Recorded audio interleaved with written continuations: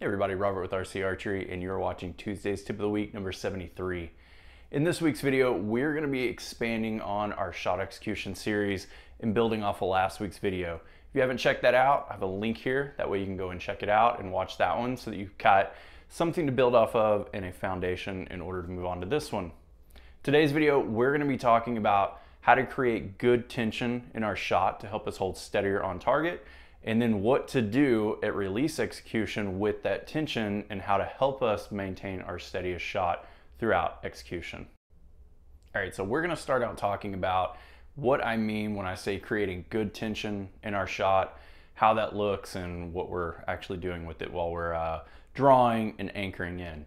Creating good tension to me means that as we're anchoring and as we're acquiring the target, I've got a little bit of a push towards the target from my elbow out, and then I'm also pulling away from the target with my hand and with my release arm and my back and all of those muscles as I'm anchoring in.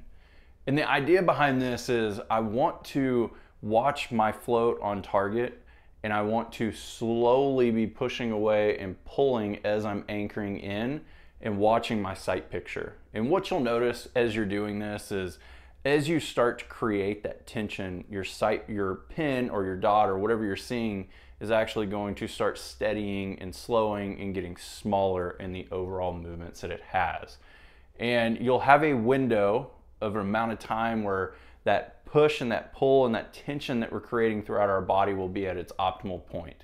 And that's actually what we're trying to achieve as we're anchoring in and as we're using the muscles in our back, using our core muscles, our shoulders, our neck, all of these muscles, the bigger groups of muscles that we can use that don't tire down as quickly, that don't wear us out, and that allow us to hold steadier on target. So what I'm actually doing is very subtle. So I'm going to kind of over exaggerate this and show you a little bit prior to drawing, and then I'll actually draw the bow back and show you a little bit too.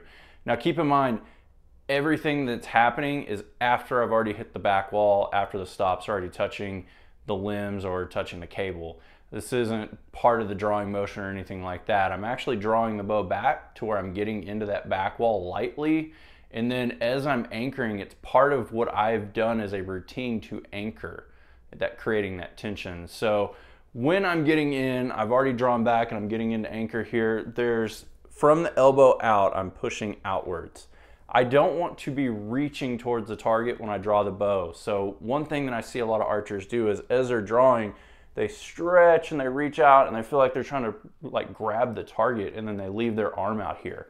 When you do this, your front shoulder comes completely out of socket and all the stabilizing muscles there and in our core are no longer working. It just creates a lot of problems. So what we're gonna do is the same thing that we talked about in our form series with the way that we're drawing the bow, and it's just raising our arm up from the side. And I recommend to have a very relaxed elbow. A lot of the times you'll see me draw back and it almost looks like I have a slight bend here in my elbow, and that's actually by design. That is helping me activate the muscles here in my core, activating the muscles in my shoulder, and then when I do get into anchor, that's allowing me to have that room to be able to push out towards the target a little bit with that bow arm from the elbow out, and allowing me to help with aiding and creating that tension in my shot.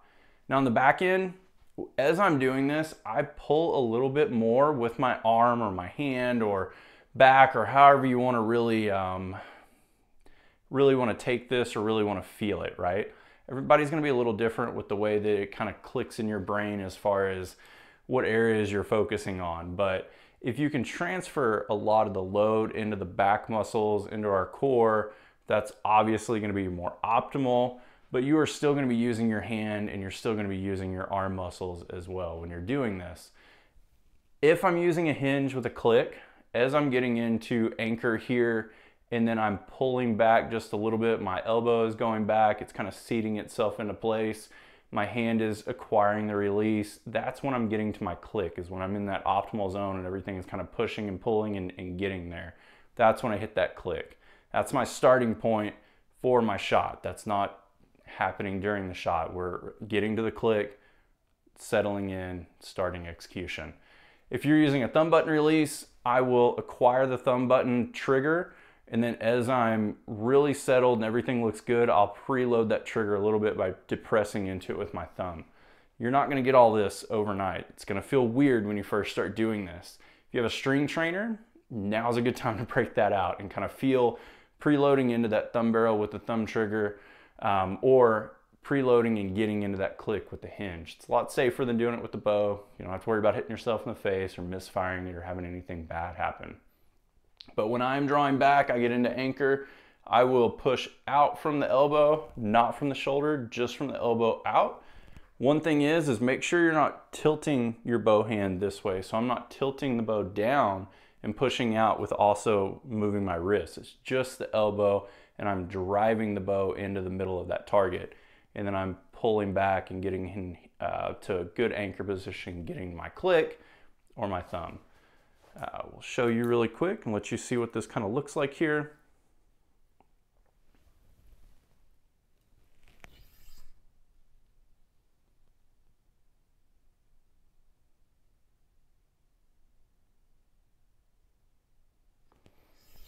Overall, there's not a lot of movement happening, but I'm watching my float downrange, I'm seeing what my sight picture looks like, and then I'm finding that steadiest point, and that's what I'm going to use to start my shot. I won't have a lot of excess movement this way, and I'll also have a consistent starting point from one shot to the next. Even on days where maybe I'm a little bit more nervous at a tournament or whatever is going on, I will have that consistent sight picture more so by doing this and have a very good starting position that's very solid from one shot to another. All right, now that we have gotten to anchor, created some good tension and gotten a steadier sight picture on target, now we need to talk about the beginning stages of our shot execution and what we're doing with that tension. If you are looking for overall just ultimate accuracy, you don't have any issues with anticipation, your shot is very solid and everything is working good for you, you're going to want to do as little as possible as far as movement goes in order to fire your shot.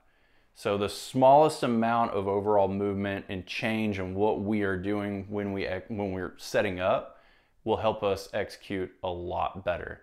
If we are working through anticipation issues, if we're a little jumpy, or if we're building stamina, you know, for whatever is going on, we're just trying to build up our shot strength and what we're doing with the bow, we are going to want a little more overall movement, and we're going to have a little longer shot window. The main thing that I will say is when we're doing this, do not make this a quick and snappy movement in whatever camp you're in. You're going to want to have a very slow and steady movement when you start your shot. And you don't want that movement that you do once you start to start and stop a whole bunch until you actually have your release fire. Once you start, it needs to be a continuous movement no matter what we're seeing downrange. If your pin is moving around, if it's bobbling, if it's doing something weird, we need to keep just working through that shot unless you see something major wrong. So if we have one of those moments where the pin is doing something crazy, our body feels off, something is wrong, then we need to let down and start over. But on a normal shot, once you start your execution, you don't want to stop and start and stop and start. You want to just slowly keep going. Your body, your subconscious will start to align itself together and learn the patterns of what it's seeing in our aim. And then as we need to break that shot, it will help us align it. As long as we aren't forcing the shot, it will help align our body and get that pin and get that arrow back to the middle of the target as often as possible. That's the big thing here. That's the difference between being someone that's shooting with somewhat of a surprise shot or a surprise shot and being someone that shoots an anticipation, a punch, you know, or a timing shot or whatever you want to call it. So for me, for the majority of people, you don't want to punch and you don't want to try to time that. You want to have that slow, steady, methodical shot execution. This is actually going to be, in a long run, part 1 of part 2 on what we'll see in our shot execution series. Next week's video, I'm actually going to get out some different releases, and we're going to talk about how to work through our shot with a hinge in multiple different ways and how to work through our shot with a thumb button in multiple different ways as well. Those will also carry over, a lot of them will, to an index release and also kind of carry over to a resistance release. In my opinion, I think those are a little bit more simple. I guess if you want to look at it, you only have certain options with both of those. But what we're doing with the hinge and what we do with the thumb, a lot of that will carry over. So for today, what we're talking about is small movements. What do I mean by this? So when we are executing our shot, whether it's a hinge or whether it's a thumb button, and we're looking for overall accuracy on target, for me, I'm just pulling my arm a little bit away from the target.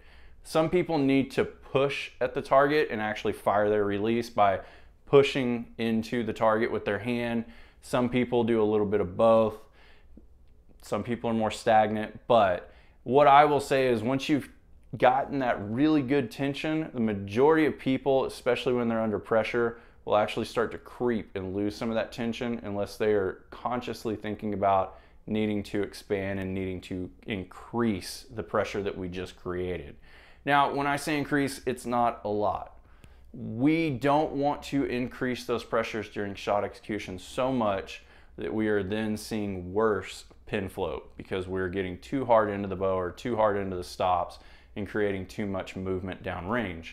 We want to have that window be larger. If you are running into an issue where you are trying to create this tension that we talked about in the first segment or increasing this tension now, there's a couple different things that we can look at. One is as we are increasing, as we are trying to do this, the bow wants to drop down. It starts to feel really heavy and it gets really wavy and it's bouncing around in larger, bigger movements. If you're seeing that, you're generally going to be too long on your draw length or too long on your loop or maybe a combination of both.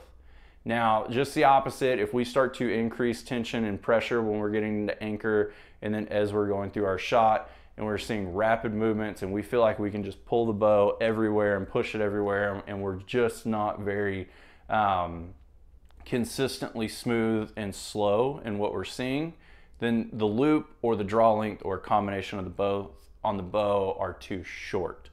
So that's some areas when you're working through this, some people have issues with it.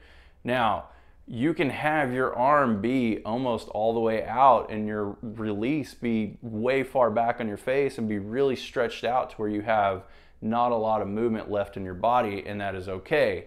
You can be not as stretched out, almost with a bend in your elbow, and have a lot of available movement to you, and that is also okay. You're going to have to actually find out which archer you are. Some of you are going to need to be in that first category where the majority of that movement is taken out on the beginning. Some of you will need to be in the camp where a lot of that movement is not taken out. And everybody's a little bit different. Personally, I need to have a little bit more relaxed bend in that elbow and have that range there. And I am not super far forward or back with my release hand. I'm kind of right in the middle, honestly. But for me, I hold best right there, and that's what we're looking for. And if you need some guidance, draw length, loop length, and things of that nature, check out the form series. It's a few Tuesdays tip of the weeks back from where we're at right now. I go over all that and give you that information. Today's video, we have covered a lot of the beginning stages of the actual shot execution, and next week we will finish this series, go over what it looks like with releases, and be able to help you out a ton. In this week's members only video, we are actually going to be going over common misses that you can have when you're using this process, what they look like, and then what to do to fix them. So if you're an archer that as you're doing this, you start noticing that you kind of miss off to the left of the target, kind of pushing this way, or if you're pulling in, or missing low right if you're a right-handed archer, or high right if you're a right-handed archer, or the opposite if you're left-handed. This week's videos for members only is going to help you a ton. I'm going to give you all the tips and tricks on what I see when I have my misses, where exactly they're coming from, and how to fix them. So that way you can self-diagnose. If you're not a member of this channel and you would like to be, down in the description of this video, there is a link where you can look at the two different platforms. One of them is members videos, and that's all you have. You get the extra videos each week. And then one of them is those videos plus access to me for coaching. So either one is amazing, and it's just personal preference as to what you want, and you're not locked into either one. So if you get just the videos and at some point you're like, hey, I want some coaching and I want to, have some help from you one-on-one, choose the other option. That's perfectly awesome, and that'll work too. But I appreciate everybody watching this video today. Hopefully this is going to start helping you with holding steadier on target having an idea of what you're doing with shot execution, and the next week we'll wrap it up and bring all this together and allow you to be able to work through your release and be able to help you a lot with your accuracy that we built in the form series all the way through execution. Thank you again, guys. I'll see you soon.